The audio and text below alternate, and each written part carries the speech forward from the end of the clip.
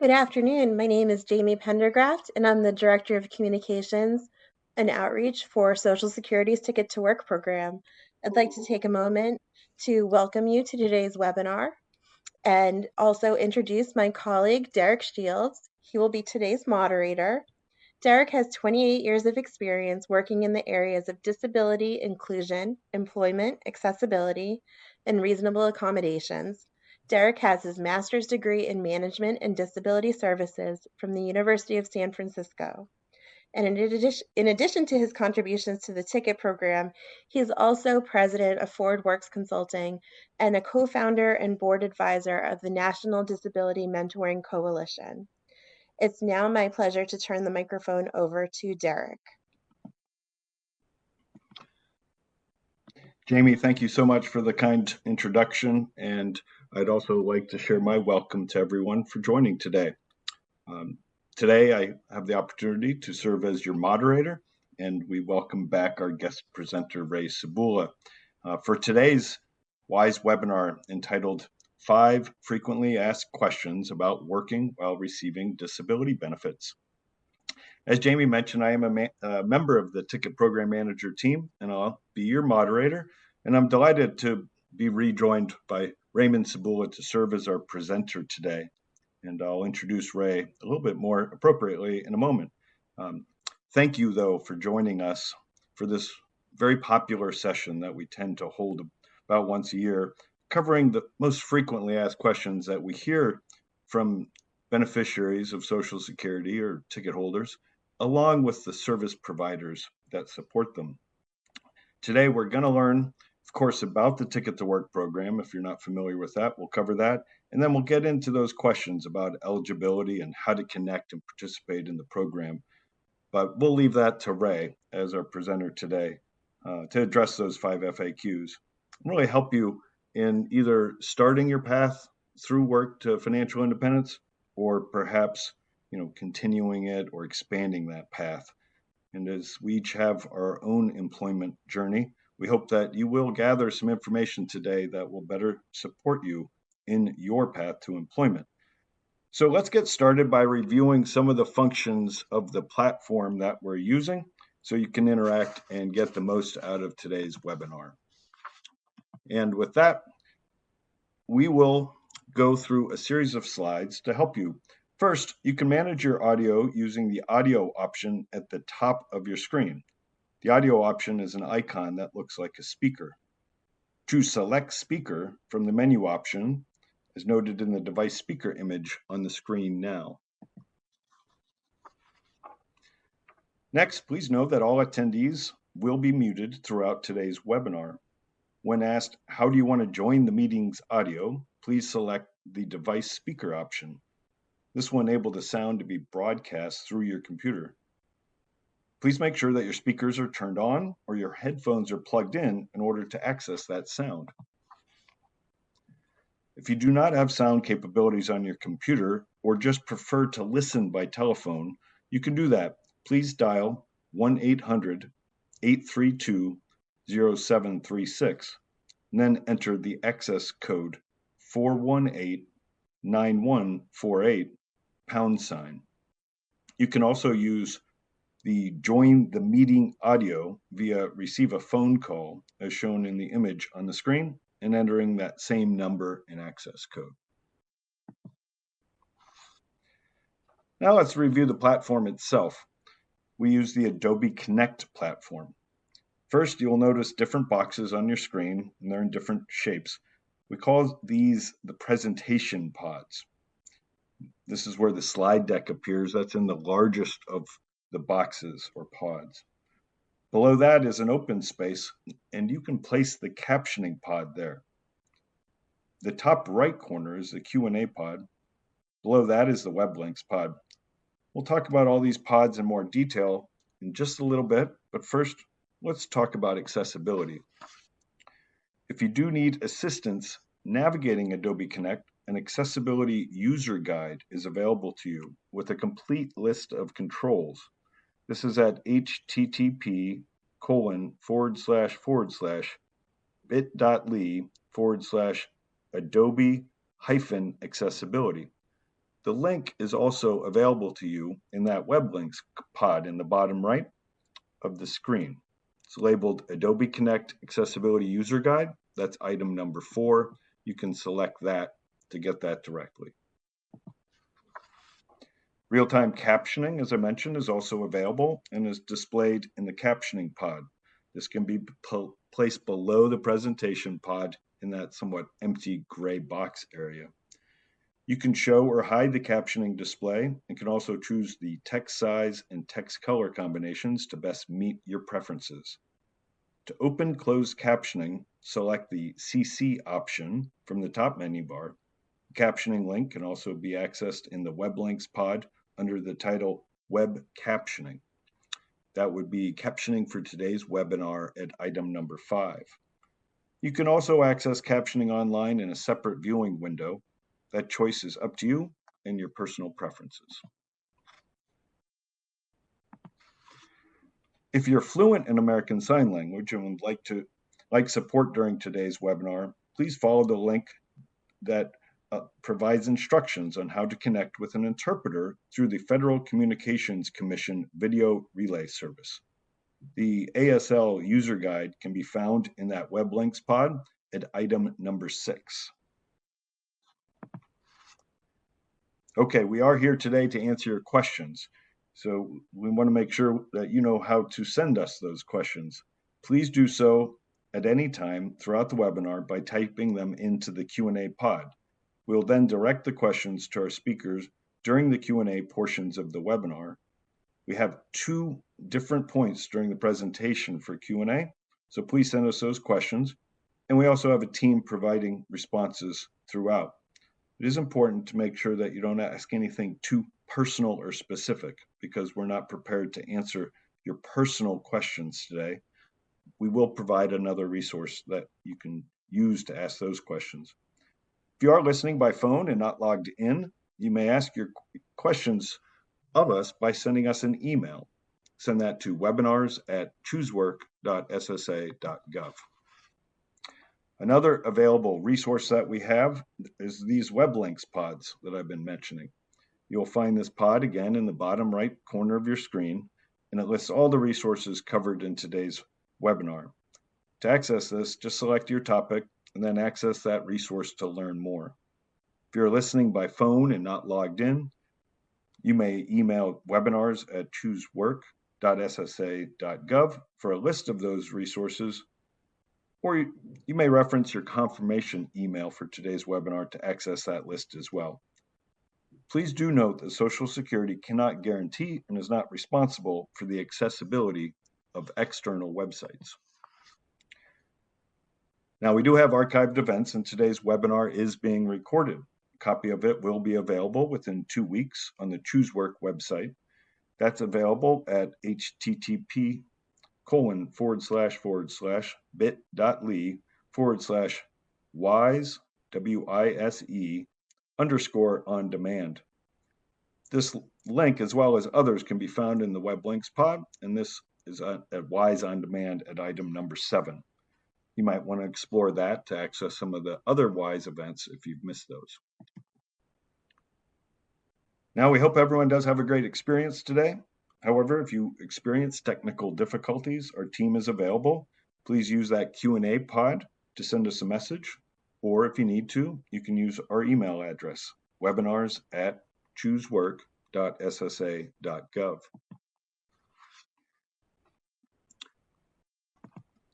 So now back to the presentation today. As I mentioned, my name is Derek Shields, and I am your moderator. Today we have Ray Cebula with us as our presenter. In a minute, you'll hear from Ray, but first, let me share a few highlights about Ray and his background and career. Ray received his law degree from the University of New Hampshire's Franklin Pierce School of Law. He spent 23 years providing legal services to individuals with disabilities in their interactions with Social Security. Ray then became part of Cornell University's Work Incentive Support Center, and in 2005 joined the staff of Cornell's Yang Tan Institute on Employment and Disability. He now serves as the program director of YTI Online, Cornell's Work Incentive Practitioner Credentialing Program. We are delighted to have Ray back with us as our presenter today, and I'll now turn over the platform to Ray to provide an overview of the webinar and then dig into the 5 FAQs. Ray? Thank you, Derek. It's great to be back with everybody. This is one of my favorite webinars. I like these questions. And one of the sad parts about it is that they've been around, for the 44 years that I've been working with Social Security recipients. So we got to take every one of these frequently asked questions and urban myths, if you will, to heart, and we're going to tear them apart today for you. Okay, so what we're going to do today is cover what is Social Security's Ticket to Work program? Am I eligible for the ticket program? How can I participate in the ticket program? Can I work while receiving Social Security benefits? And what is substantial gainful activity?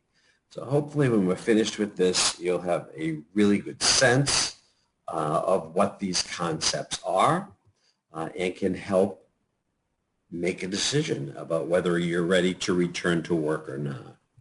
Okay, so what is that Ticket to Work program? We get questions all the time about what is the Ticket to Work.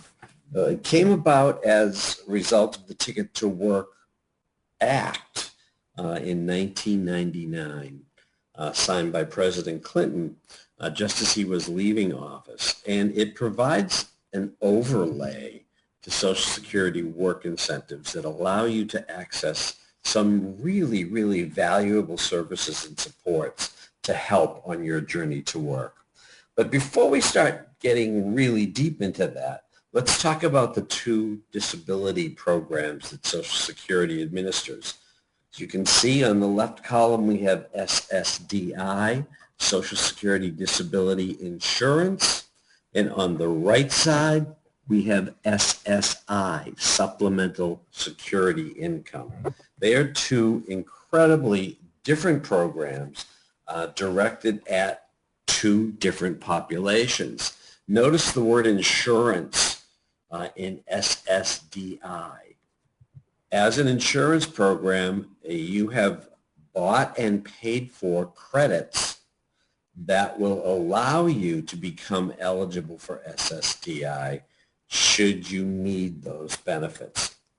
You pay for these credits through taxes being withheld. Those FICA taxes that are deducted from your paycheck are buying both insurance status and retirement status. On the other side of that page, SSI, this is supplemental security income. Notice it doesn't say anything about Social Security. It is a needs-based welfare program that is housed and administered by Social Security to provide minimal income to people who have not worked or have not worked enough to have insured status for SSDI. So they are two very different programs. Very important that you know which benefit you're receiving before you consider working, so that the people who can provide you with the support and the planning that needs to be done will be talking to you appropriately about your benefits. Sign up for my Social Security account. Speaking of finding out which benefit you're receiving, this is a great thing to do. I have an account. I hope everybody who's working with me has an account, and I hope you all sign up for accounts really soon. These are personal accounts. You get your own window into your benefit situation. And you'll be able to tell which benefit you're on, if you have dependents receiving benefits based on your work account, how much money they're receiving, and you can, I'm getting close to retirement age. So I am looking at it regularly to see what's going to happen. If I retire today, what will I be eligible for? What will my spouse be eligible for? Are there any dependents who might be collecting money from me? And it's going to give you all of that information. And more importantly than anything, it's going to tell you if you're receiving SSDI or SSI, how much you're receiving and what the status of those payments are. Lots of great information. And I'm telling you right now, if you have an account, it's going to be much quicker to move into the planning process. So please go on to www.ssa.gov and get that process going now so that you'll be ready when you need it. And it's always good to have this type of information.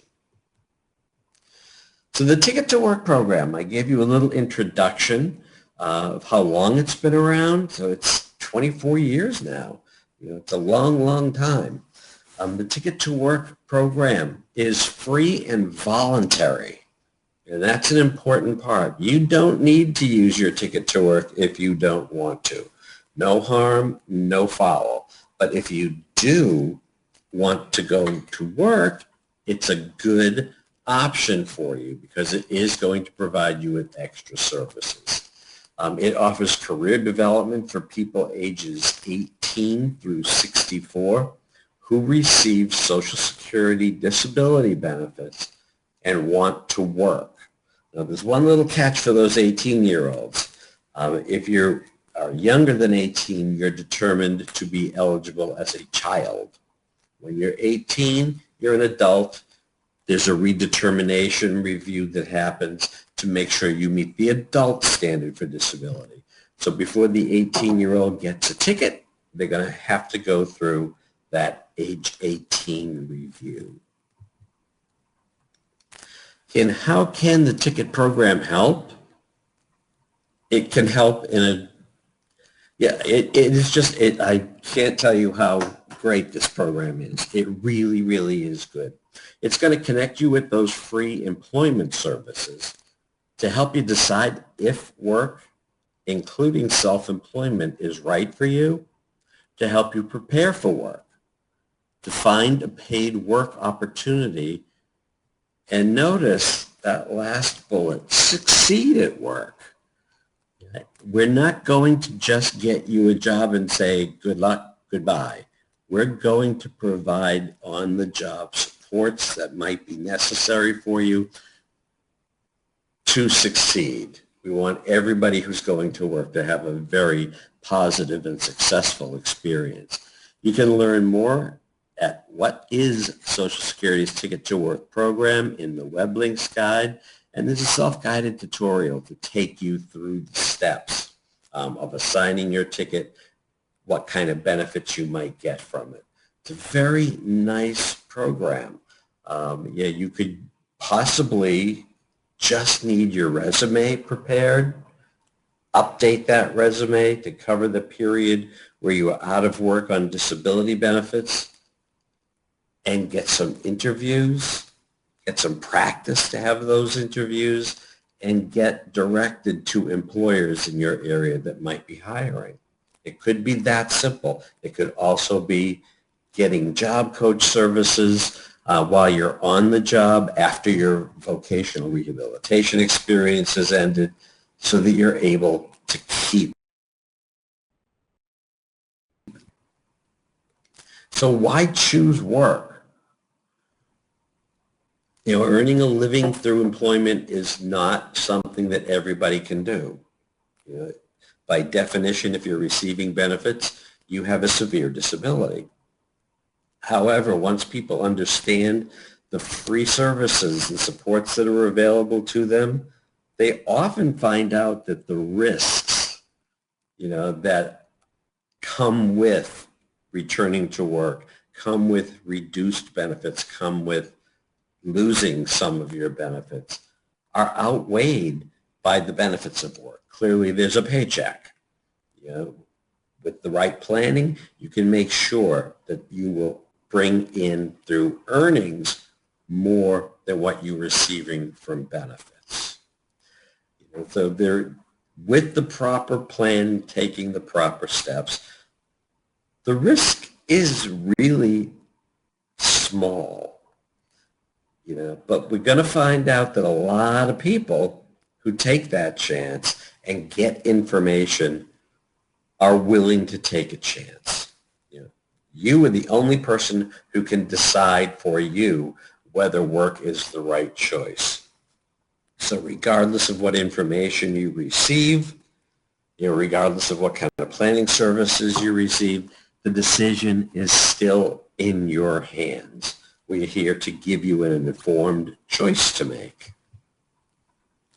Am I eligible for that Ticket to Work program? If you're aged 18 through 64, as we just discussed, and you receive Social Security disability insurance or supplemental security income, you're eligible. You're eligible.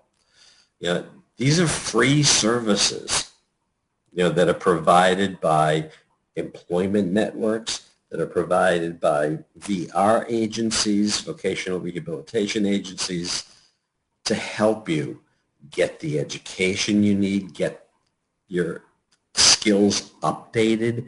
If you're going into computer work, my God, that changes every day. So you might have to take a course to get up to speed with today's setups. But we can help you do all of that. How can I participate? Couple of steps. Determine your eligibility for the program. If you need help to determine your eligibility, contact the Ticket to Work helpline, at 1-866-968-7842, or for TTY users, 1-866-833-2967.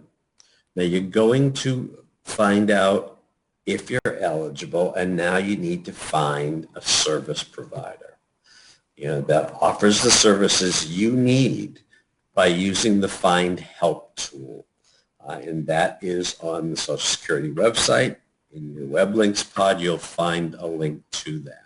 Or you can contact that Ticket to Work helpline.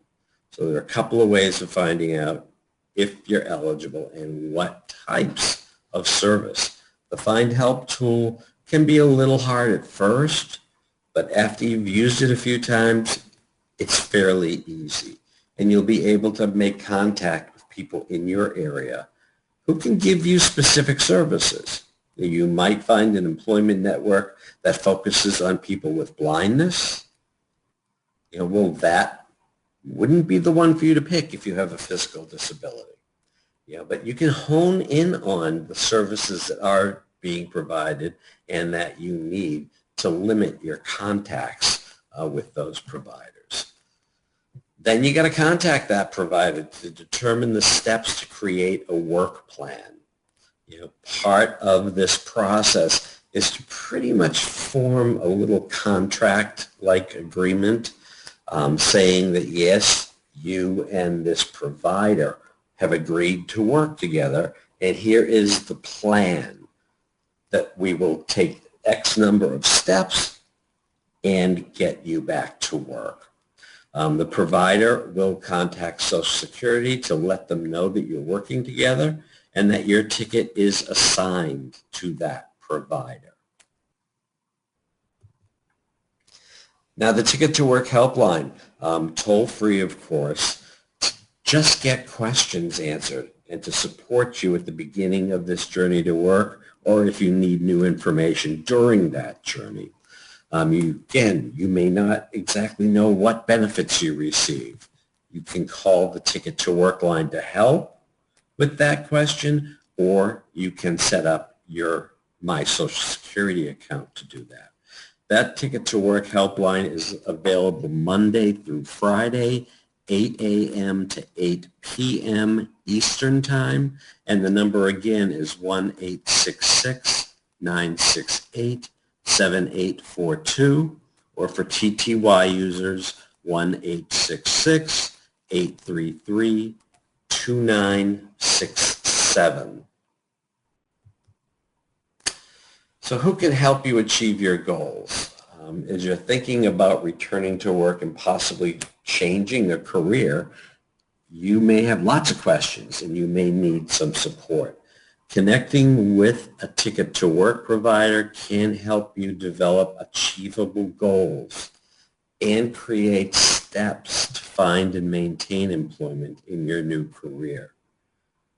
That's a very important support service for you. You will know what steps will be necessary. You will know the proper order for those steps. You certainly have the ability to talk with your provider to rearrange some of those steps if they're not fitting with your progress. Very good services, very good services. The ticket program service providers can help you identify the types of career you might enjoy, or what are the transferable skills you may have. We all have skills, and if I were practicing law, became disabled, one of the first questions we have to figure out is what kind of skills have I got to transfer to a new job? And what kinds of jobs are available in my local area? So you got to look at, take an inward look at yourself. Even if you've never worked before, what type of skills do you have? We all develop living skills, and there's a lot that can be transferred to the workplace. Never undersell yourself. Your employment team, there is a team here who's going to work with you, and you can have every one of these members or a couple of them, whatever you need to get yourself on that journey to work. So these providers are employment networks, workforce employment networks, state VR agencies, vocational rehabilitation agencies. Many states have a separate agency for people with blindness, but calling the state agency will get you there. Work incentives planning and assistance. Those are the benefits planners who will help you determine as you're returning to work what will happen to your benefits and show you that at every step of the way there's going to be more money at the end of the month than remaining on benefits only. And then the protection and advocacy for beneficiaries of Social Security, the PABS program. It's the legal end of this program. If you do encounter the need for legal services on that journey to work, for instance, job discrimination, maybe you're in an interview and the employer, your prospective employer, asks some very inappropriate questions. PABS may be able to help you with that. How do I request a reasonable accommodation? The PABS agency can talk to you or help you request that reasonable accommodation. Now let's talk about each a little bit more. An employment network, or EN, is a private or a public organization that has an agreement with Social Security to provide free employment services to people who are eligible for tickets. We talked about that, 18 to 64 and receiving SSDI or SSI. Many state public workforce systems, such as the American Job Centers, are workforce ENs. The other ENs are, again, small, public, or private, or sometimes a little bit larger programs that can also assist you because of that agreement with Social Security. The American Job Centers, I just want to give them a plug here. That's a great place. They really are great at providing you with assistance to build resumes, with assistance to find who is hiring in your area, all kinds of free access to computers so that you can start working on that resume or do some searches as to what types of education you might need to get or what kinds of skills you need to ramp up so that you're able to do things 4 or 5 years ahead into the future, and to hone those skills up so you're able to enter the workforce now. So how can working with an EN help you? I hope I've shared a little bit of information about that. But services and supports are designed to help you on the path to financial independence through work and may include identifying your work goals. I work with lots of people who just don't know what they want to do or what they can do. And you really, again, have to look inward and find out what types of skills you have, whether you've worked in the past or not. We all have skills that we can bring to a workplace. So we need to look and focus on what is available to us and what we can do. Writing your resume. As I've said many times, my resume, the last one I created was about 25 years ago. And they don't look the same as they did 25 years ago. I would need help getting a resume put together if I were to seek a new job. Preparing for interviews, it sounds like an interview is a simple enough thing. But if your prospective employer, asks you if you have any questions for them, you got to be prepared for that. You got to have some good questions. You ask questions about how their business operates. Ask questions about what your potential for promotions, etc., might be. Ask a little bit about their operations. How about requesting those reasonable accommodations? As a person with a disability, you may need an accommodation.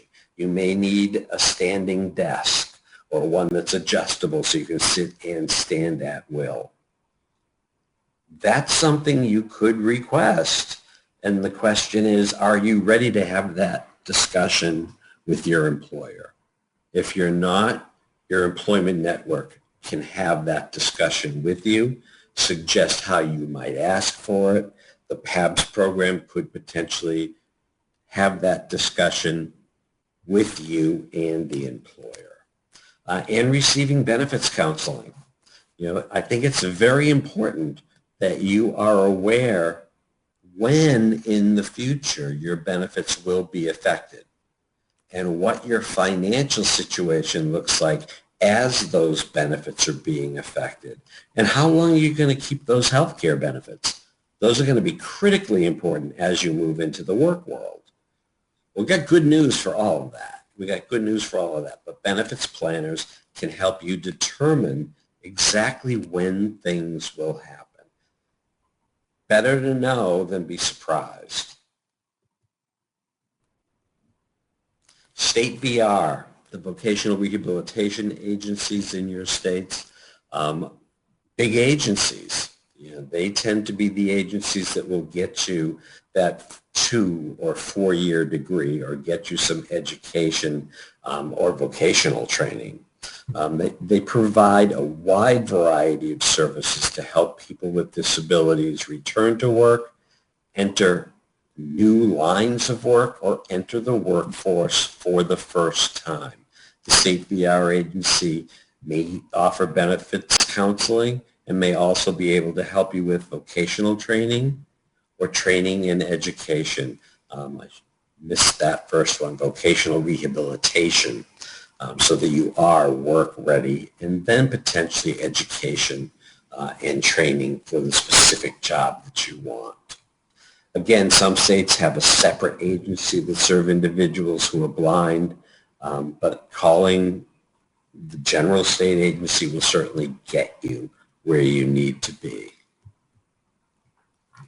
So how can working with a VR agency help you? They usually work with individuals who need more significant services. Their pockets are a little deeper than the small private employment networks. In some states, this includes intensive training, education, or rehabilitation. I like to say the more education that you have, the more you can sit down.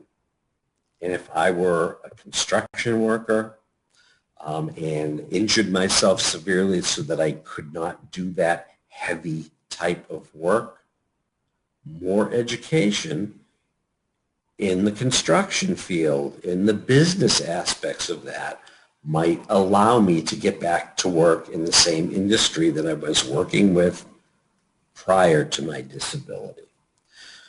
Yeah, and they also provide career counseling, job placement assistance, as well as counseling about how earnings from work will affect your benefits. It's always good to make sure that you're asking questions all the way through this process, particularly when it comes to what's going to happen to your benefits.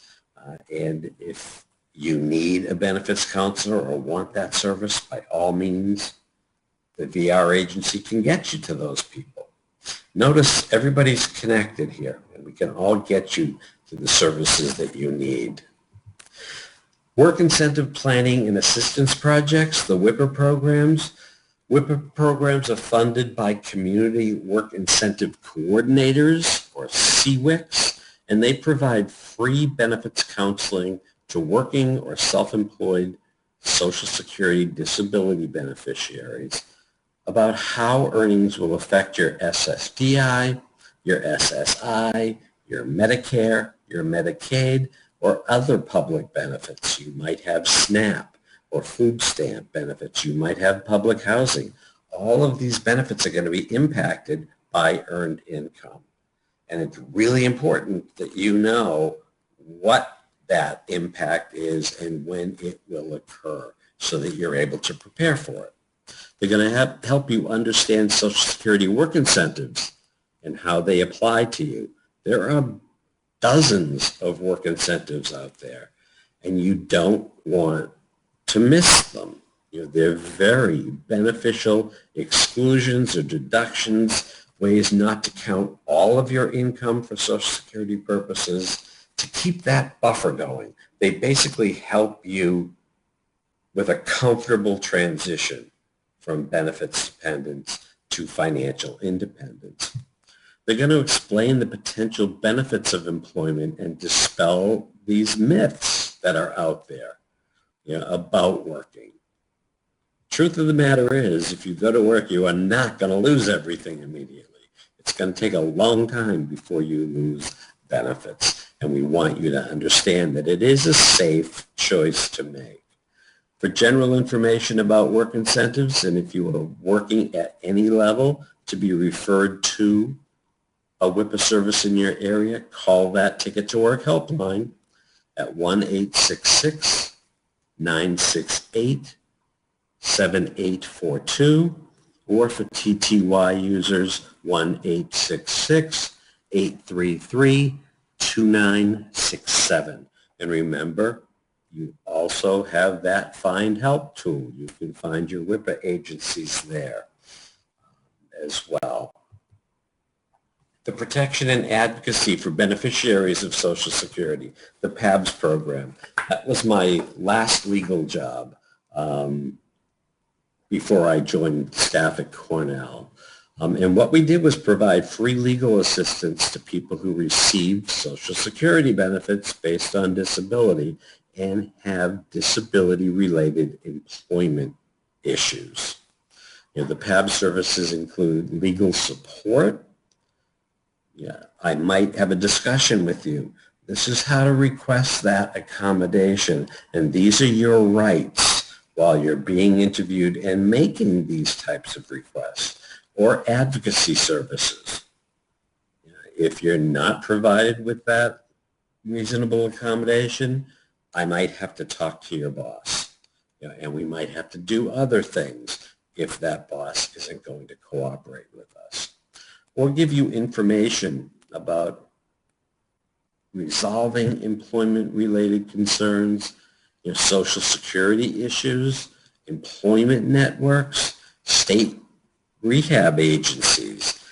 Every once in a while there's going to be a glitch. The road to work can have a pothole, but please know that between your employment networks, between the Social Security Administration, between PABS and WIPA, and yet you have somebody to help navigate those potholes, or if you hit one, help you advocate your way out of this issue and resolve that issue so that you can get back on the journey to work. How to find a service provider. We've told you this early and often, and we're going to continue to tell you this.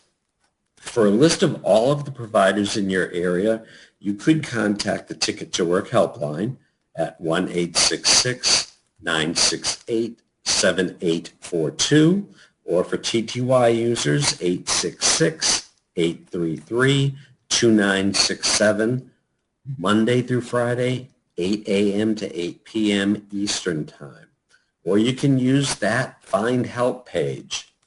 And if you get onto the Social Security Administration's website or go into that web link pod, you'll find that Find Help page. Easy enough to type in www.ssa.gov/find help, and you'll get to it. You can search by zip code. You can search by the services that these employment providers can give you. Some focus on particular types of disability. If you want somebody, if you do have blindness and you want somebody who is an expert at working with people who are blind, by all means, that's a great search, and that's going to get you the results you want. How about the languages spoken?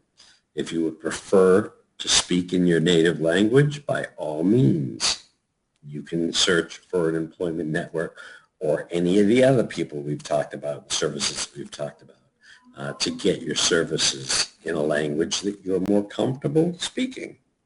And the provider type. If I'm on there, and I'm on the site a lot to try to help people find people in their areas as well. But if I want to go in there and find you your state PABS agency, I'm going to click that box that says PABS, because I'm not going to see the ENs, the workforce ENs, or the VR agencies, or the benefits planning agencies. I'm only going to see the PABS agencies. So if you limit that search to what you're looking for, where you're looking for them, you're going to get a much shorter list and a much more precise list to meet your needs. All right, Derek, that brings us to the first Q&A box. Thank you, Ray. This is Derek. Thank you for covering these first frequently asked questions and for providing some really helpful details, certainly about different service providers that can help as you were just going through them. I'm going to start off by answering the question for everybody. It's a common one, but I want to make sure that folks know that. We were asked a couple times, are these materials available afterwards, like the slides? And as I mentioned, a recording is available on the Choose Work website under the website webinar area in the WISE On Demand. You can also access the presentation slides there in a couple formats. So you can get the slides and the recording of this entire session at choosework.ssa.gov and go to the webinars on demand section. All right, so with that, Ray, we did have some questions come in as usual. And I want to cover a couple. You started out discussing a little bit about the Social Security disability benefits, the disability insurance and the supplemental security income. Somebody asked, how can I know whether I'm receiving SSI or SSDI? They're just not sure. Can you review that again for them, please? Sure. If you're not sure, by all means, call that Ticket to Work helpline. That's one way to do it. And I have those numbers someplace, but I'll read them to you again. You've heard them 4 times.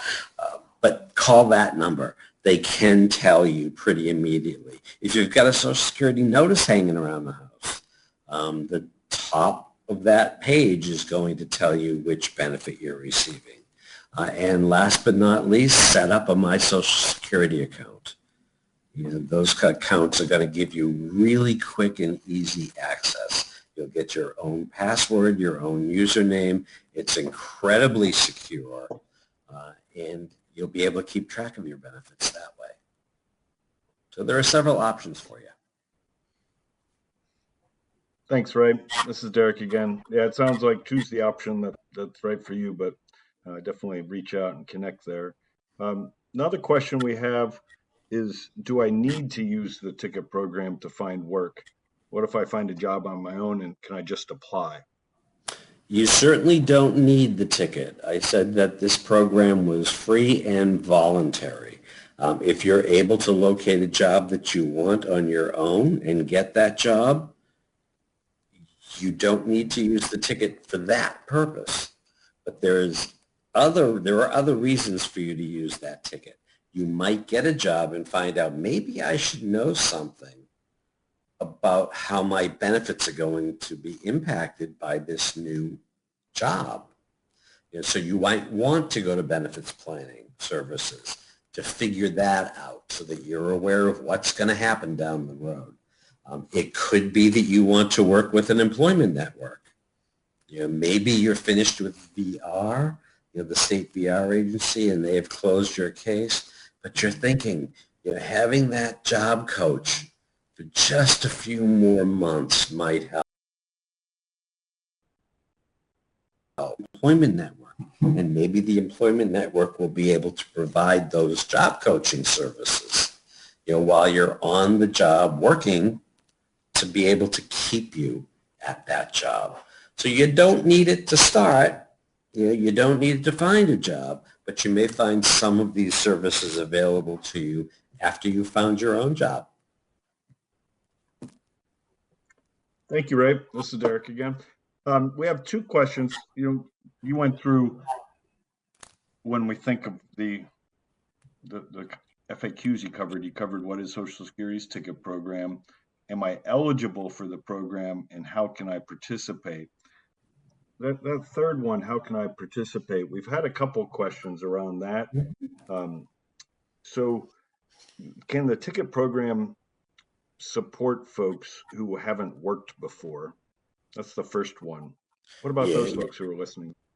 Absolutely, Derek. It's very important. And, we were having a discussion just the other day about this, and we often call these services return to work services. And it was one of those light bulb moments the other day where I said, these words really matter. This isn't a return to work only program. This is most certainly available to people who have never worked in the past. Consider transition age youth, somebody between 16 and 24 years old. They really haven't had an opportunity to work, but maybe finding them a paid work experience during the summer, it puts them on the road selecting that first job that they may want to accept. And maybe your disability has prevented you from working, or you thought it prevented you from working, and you realize that I really want to give this a try. And you've never worked before, by all means, I want you to look inside, because you've got skills, you've been surviving, so you have at least survival skills, and you got many more than that. What part of those skills can you bring to a job? This program's available to everybody who has a benefit and wants to work. This is Derek again. Thanks for that, Ray. I really appreciate you mentioning transition age youth. The ticket program, you covered eligibility. When you turn 18, that group can reach out to those employment networks. They're ready to support. And, one of the best sayings I ever heard is, work early, work often. So we can support young people into positions, and they're more likely to lead to other positions. So when you think about that, and you think about kind of part-time and full-time work, there's a couple questions out there, like, do I have to work full-time, or as I try work for the first time, might I ramp into this with a seasonal position or part-time work. What about that? Absolutely. Yeah. I mean, the goal of the program is to see you leave the benefits programs, to see you as a financially independent worker. But there are lots of things that you have to go through to get there. As Derek said, work early and work often. He sounds like my father. That's exactly what I do. And there were lots of jobs that I had when I was a kid and when I was going through undergrad and going through law school that I would never choose to go back to. But they were jobs that got me through school and ended up getting me the jobs that I have now. There are lots of ways to do this. And starting seasonally, that's a great thing. Maybe you're really into gardening. Maybe you're really into plants. I love to spend time in my garden. Well, okay, I can do that. I know a little bit about plants, but maybe if I try to work during the summertime, I can determine how much capability I have to work. How many hours am I going to be able to work? What am I going to be able to do during that job? Are there things I can or can't do that are in that job description? And potentially during the wintertime, if I want to continue to work, I work in a garden center that's open all year round and maybe get some involvement with the business part of it. So it's actually a great example, Derek. Start seasonally, a job you like, a job you're interested in, and that could potentially turn into a part-time or a full-time job. Part-time and full-time, it's what your capacity is, rather than do I have to work full-time. You don't have to do that if you're unable to do that, or you choose not to. But, we're going to give you information to help you make that choice. This is Derek again. Thanks for that, Ray. Yeah, and understanding that the ultimate goal of the program for those that can do it is to get to full-time employment and then, eventually eliminate the reliance on the benefits. Yep. And like you say, I love it when you say, earning a paycheck that will be more than what you're receiving on benefits. Well, as it happens when we do these Q&As, time flies by. So I'm going to turn this back to you so we can continue and hear from you about these next 2 FAQs. So keep going, Ray. Thanks. All right. Thank you, Derek.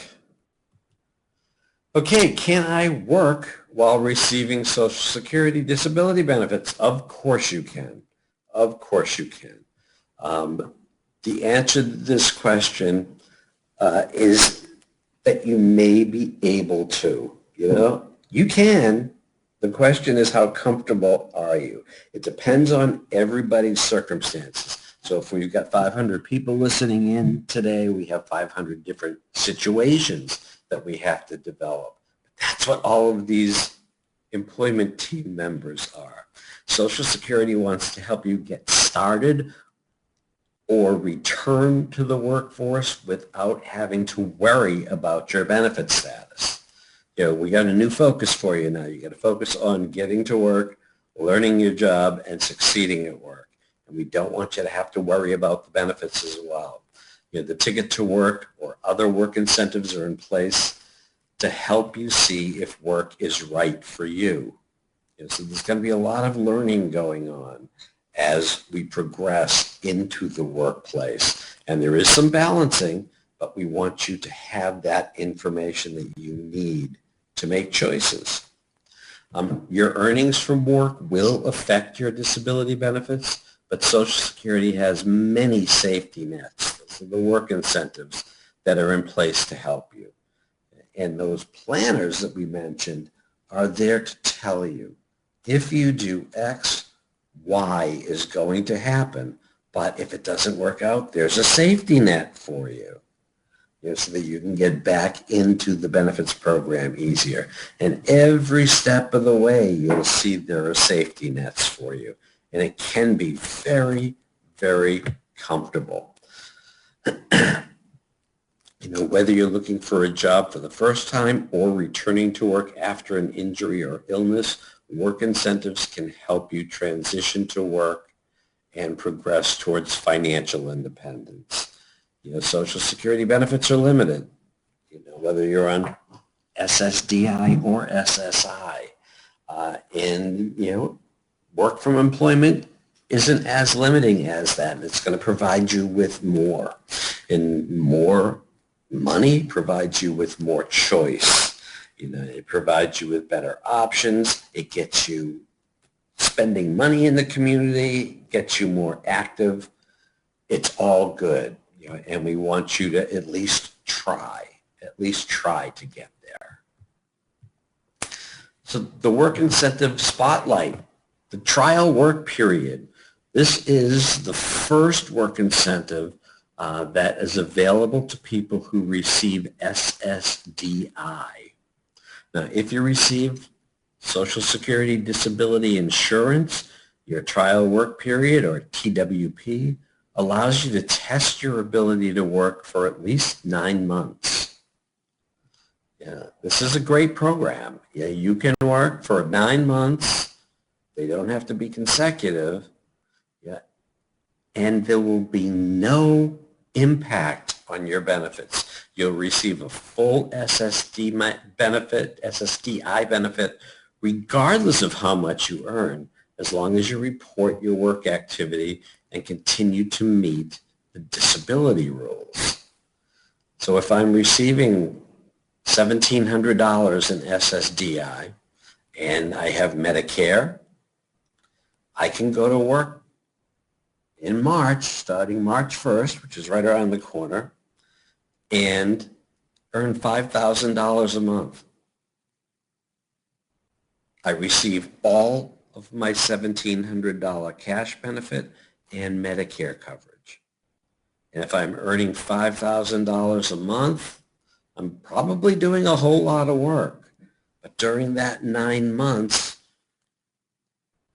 if I realize I'm working too much and I'm not physically or mentally able to keep this pace up, I can adjust my earnings down, a little less work, and help find that balance.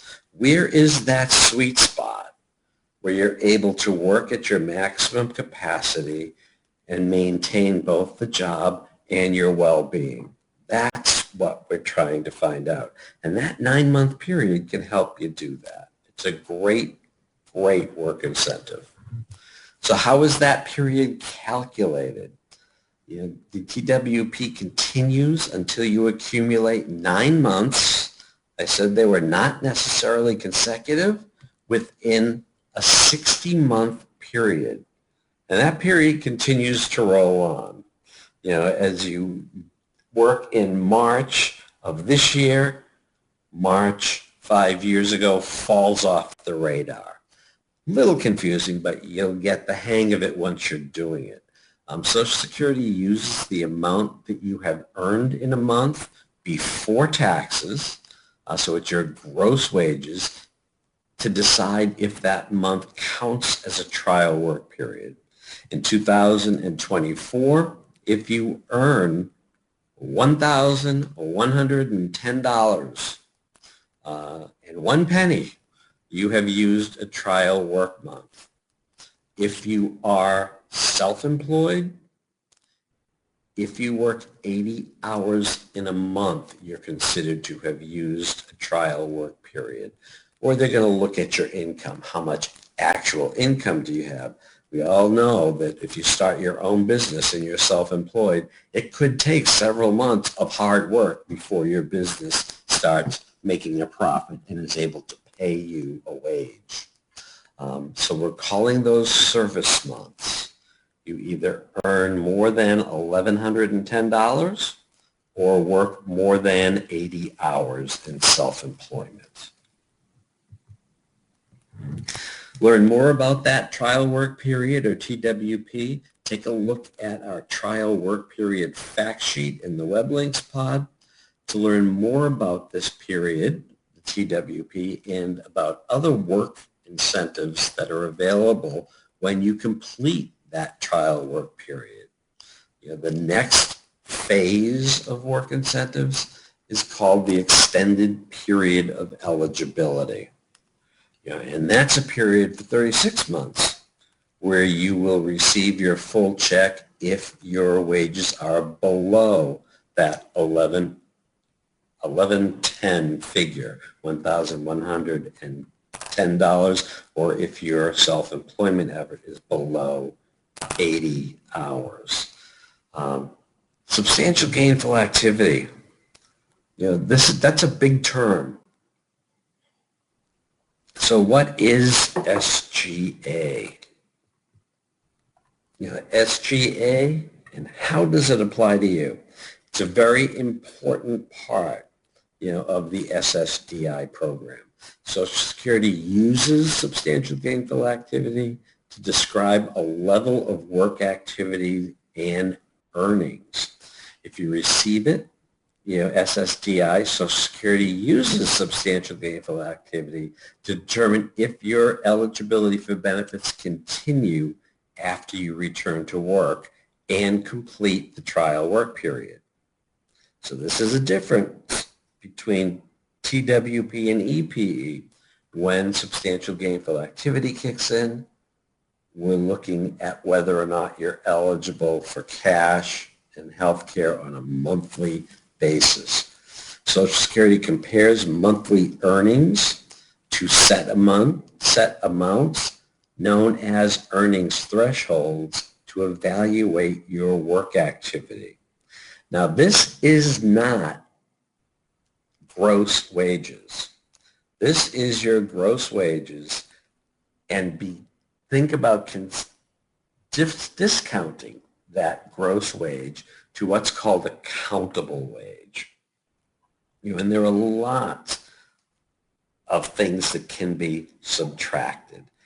And we'll talk a little bit about those to get you down to that countable income level to determine if you are performing substantial gainful activity.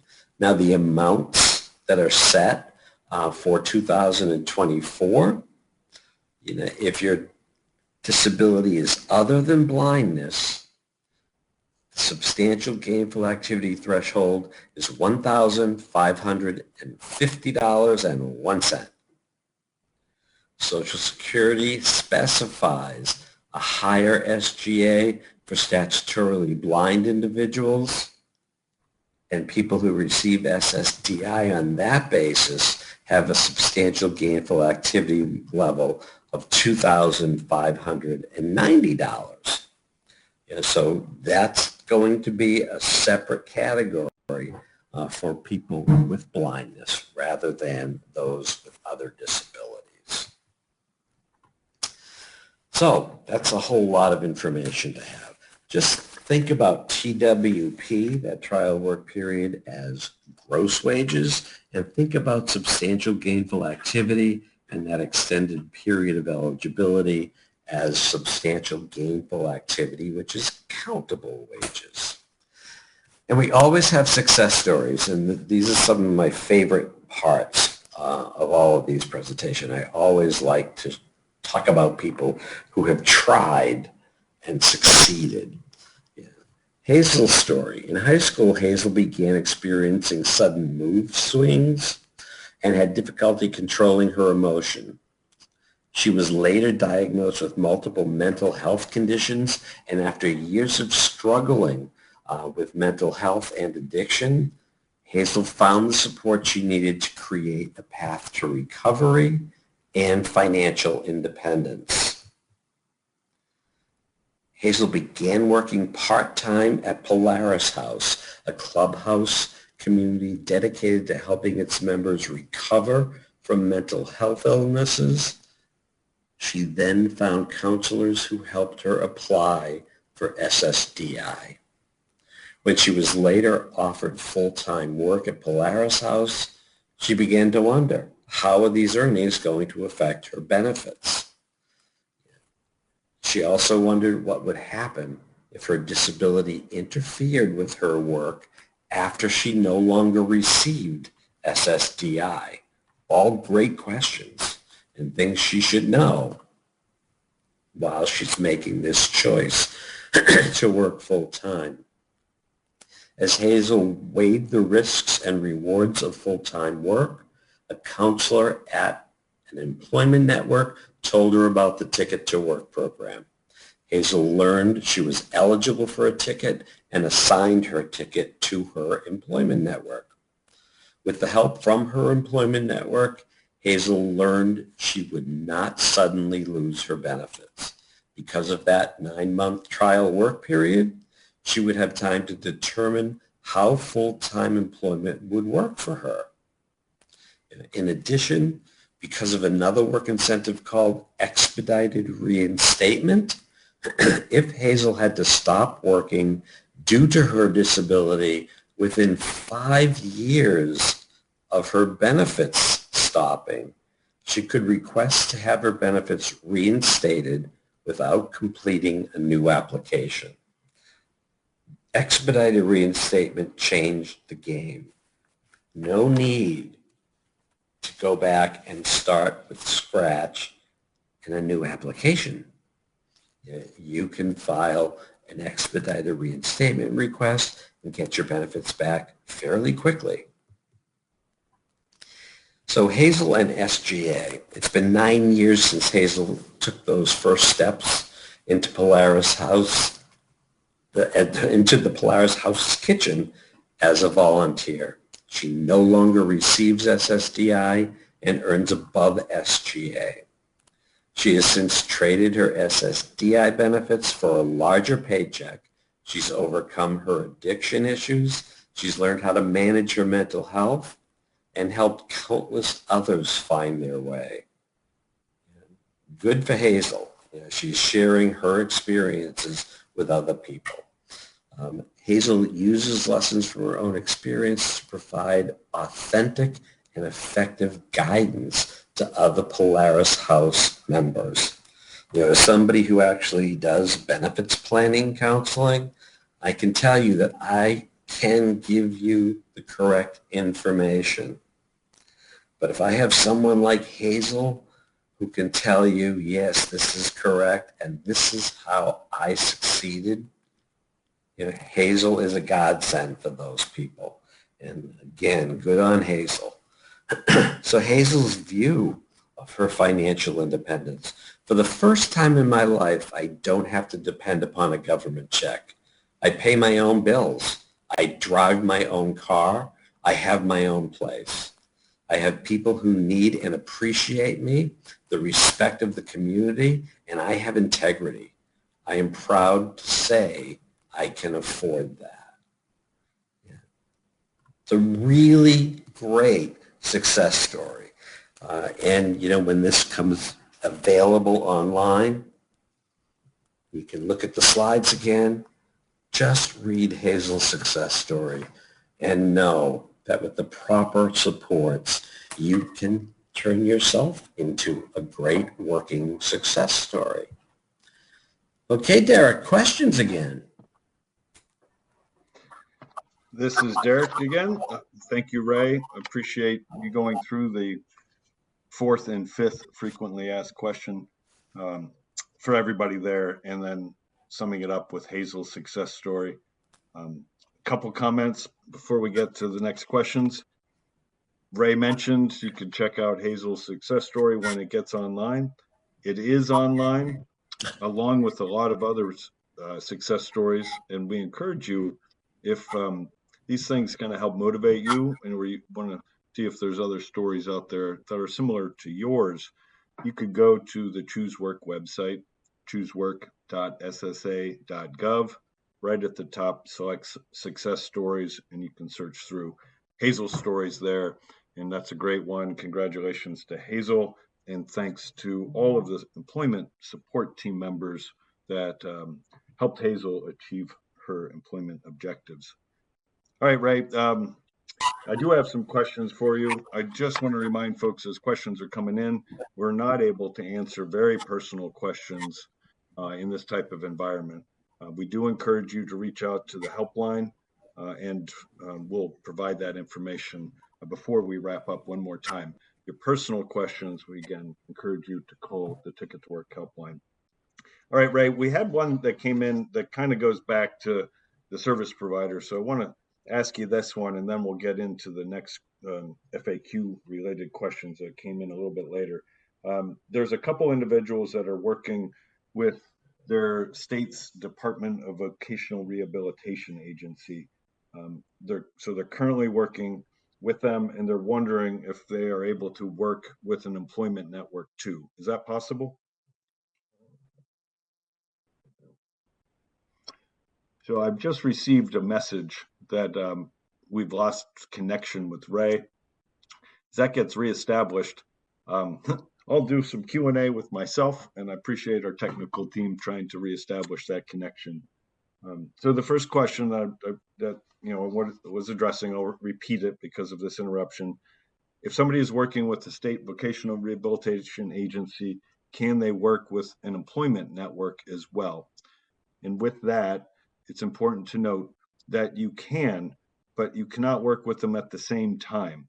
So it would be a consecutive or follow-on service. So work with your vocational rehabilitation agency, and then when you're done, you can transfer your ticket over to the employment network. Sometimes that's through a program called Partnership Plus. Other times it's just you moving to another service provider as part of your employment team. So the answer is yes, but not at the same time. All right, the next question, as we await Ray's return, that we have that came in, it's about healthcare and losing healthcare coverage. And this was around question number 4 when we were talking about this: can I work while receiving Social Security disability benefits? And Ray went through that. Ray mentioned that there's a lot of myths out there. He said that at the onset. I'm going to go through these 5 FAQs and try to dispel one of the myths. And the question is, will I lose my health care right away? I've heard that. Is it true? And, a lot of people believe it. But the entire program, the Ticket to Work program, was designed along with other work incentives to allow working not to equate to losing access to federal or state healthcare benefits. All of these protections were designed and put in place, like the ticket program and the other work incentives that Ray was talking about.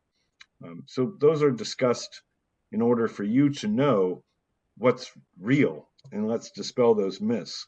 So there's a lot of work incentives out there, and we encourage you to, if you're interested in learning more about them, you can read more on the Choose Work website. You can access other on-demand sessions about work incentives specifically related to healthcare, like Medicaid or Medicare. And we have a fact sheet on it, Medicare and Medicaid employment supports, and it's in the web links pod. I will also note that next month we are going to do a session on this very topic. So if you're interested in diving deeper into how you can retain your health care benefits as you transition to work, we would welcome you to register and attend that as well.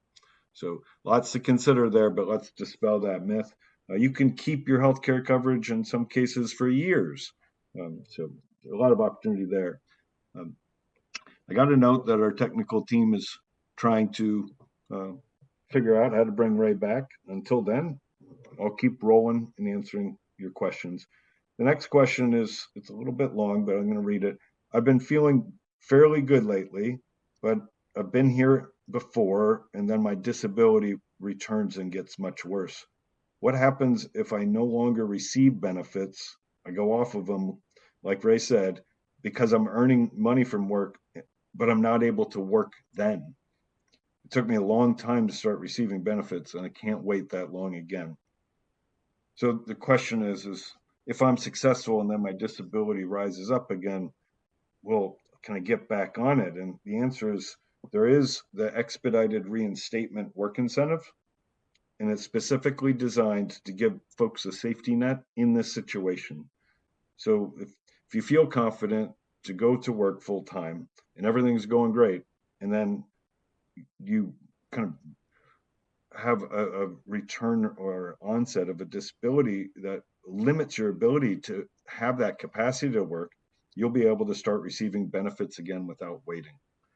It is another one of the myths that are out there, so we'd like to dispel that as well today.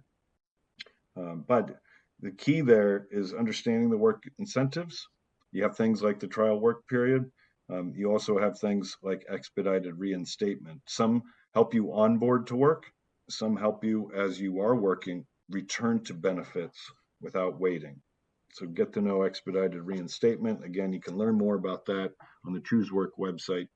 We have information for you there. It happens quickly, and you don't have to go through that waiting process. And it allows for you to have confidence to know that if you're going to try work and work to full time, then you can fast track back. I'm also aware that in the web links pod, we should have a work incentives link. There is number 14. That's the expedited reinstatement web link. And then there's a trial work period one. We would encourage you to look at those. I'm also looking to get the number for the more general one.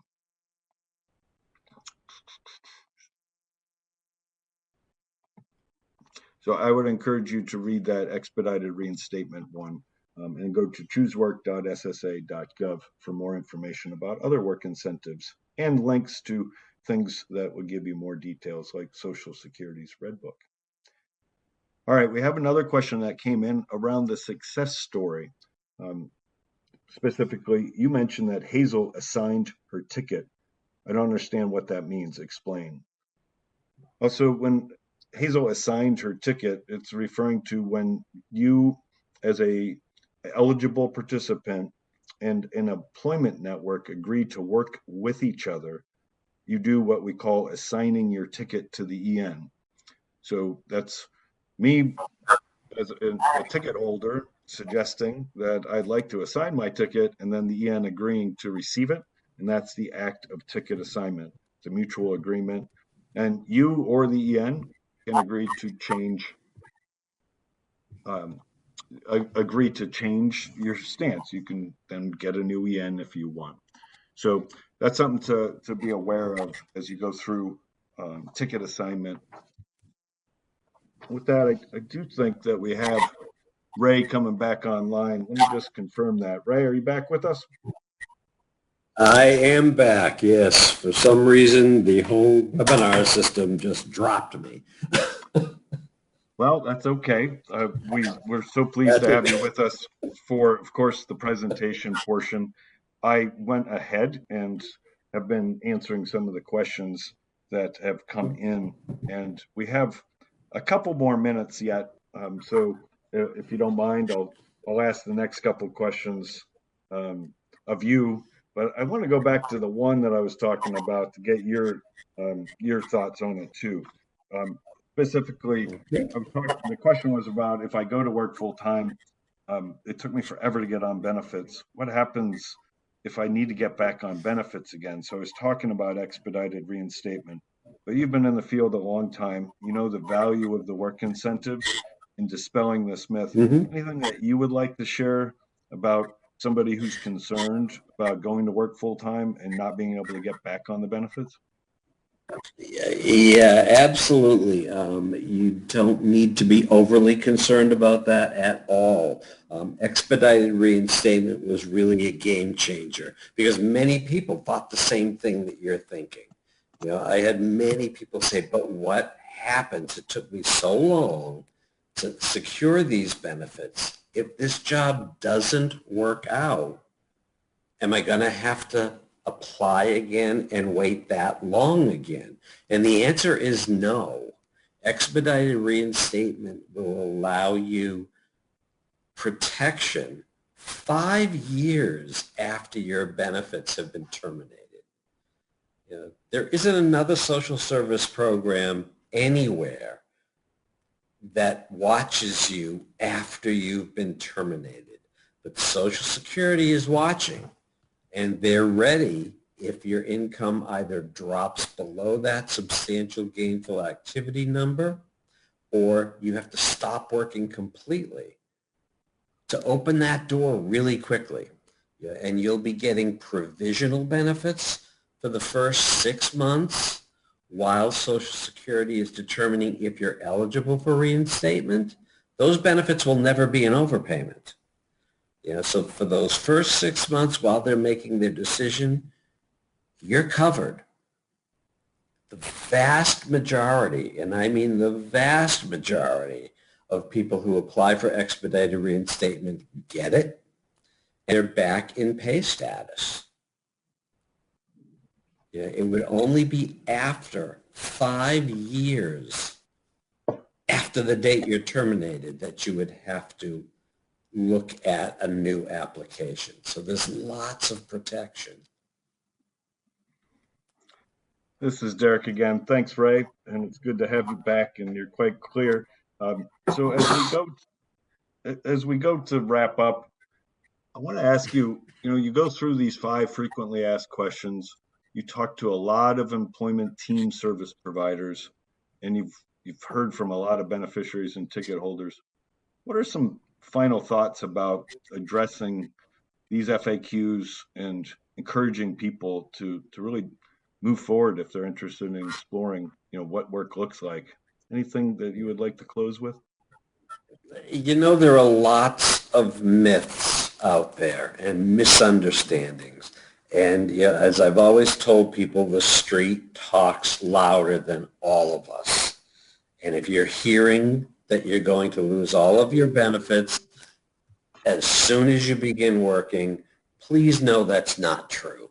It just isn't. Benefits planners are there, Social Security's there, the employment networks, the VR agencies, all of them are going to tell you, no, that's not true. The benefits planners can put that in writing for you. This is what will happen if you return to work today and earn $3,000 a month. Isn't that something you'd want to know before it happens? So we can prepare you and allow you to prepare for the time when benefits might not be paid to you, and show you that even though a cash benefit might not be coming in, that you have more money than you did when you weren't working. People are there to help. If that expedited reinstatement application takes a little bit longer than it should, the benefits planner can make a call. The PABS agency is there that can make a call and let Social Security know, Joe needs some help now. This employment team doesn't just get you a job. This employment team gets you a job and does everything it can possibly do to make you a successful worker. So you can do this. Somebody asked a question earlier, Derek, can I get a job on my own? Absolutely, you can get a job on your own. But some of these services that Ticket to Work can provide you are pretty good, even if you found your own job. So you might want to play the game with your employment team just so they're there. What happens when Mr. Walmart calls and says, hey, I'd like you to work 10 hours a week more during the holiday season? That's going to change up your whole plan. So let's talk to that benefits planner and say, okay, can you do the math with me again to see if this is worthwhile, and make sure this isn't going to disrupt my plan that's in place. We're always there to help you until you are able to tell us goodbye. This is Derek again. Ray, thank you very much for these closing thoughts and words of encouragement to folks. And speaking of saying goodbye, it's that time. I'd like to thank you for presenting with us today on 5 FAQs about working while receiving disability benefits. We certainly appreciate your expertise and recommendations for today's attendees. Always a pleasure, my friend. Thank you. All right, so now to wrap up, we've learned a great deal today about how work will affect your Social Security disability benefits. And as you've learned through the 5 FAQs, there are the ticket to Work program employment team members out there, those service providers that are ready to assist, and all of the other resources that we have available. To get started, we do have a few suggestions. And as I mentioned, with those personal questions, we highly encourage you to contact the Ticket to Work helpline. You can reach that, as we've said, through our toll-free numbers, 1-866-968-7842, or for TTY users, you can call 1-866-833-2967. That TTY line is a phone number for people who identify as deaf, hard of hearing, or have a speech disability and use a text telephone to make and receive calls. Those numbers are available Monday through Friday, 8 a.m. to 8 p.m. Eastern Time. Second, there's the alternative to the helpline. You can visit us online at the Ticket to Work website at any time at choosework.ssa.gov. As I've mentioned, there's a variety of resources out there. There's Wise on Demand for other course content. There's also the success stories and a lot of other useful things. We have a really good tutorial that takes you through all of the EN services that Ray covered. You can also access the Find Help tool. That's at choosework.ssa.gov/find help. Ray described it earlier. You could put in your preferences and find employment service team providers that meet your needs. You choose how to connect with us. The important part is that you get started and reach out and make that connection. So on how to connect, you can also find us in a few other ways. You can visit us on social media or subscribe to the Choose Work blog, and there's some other email updates. Visit us at choosework.ssa.gov/contact. This link is also in the web links pod under the Ticket to Work contact information. Next, we encourage you, if you want to get advice and encouragement and read stories about people who've achieved financial independence like Hazel, you can opt in to receive text messages from us. If you're interested in receiving those text messages from the Ticket program, please text TICKET, TICKET, to 1-571-489-5292. By doing that, you will be added to the text messaging updates that send out. Please know that standard messaging rates may apply. You can also, of course, reach us via email too at support@choosework.ssa.gov. As I mentioned, our next webinar is scheduled for March. It's March 27, from 3 to 4:30 p.m. Eastern Time. The topic will be, how will work affect my Medicaid or Medicare?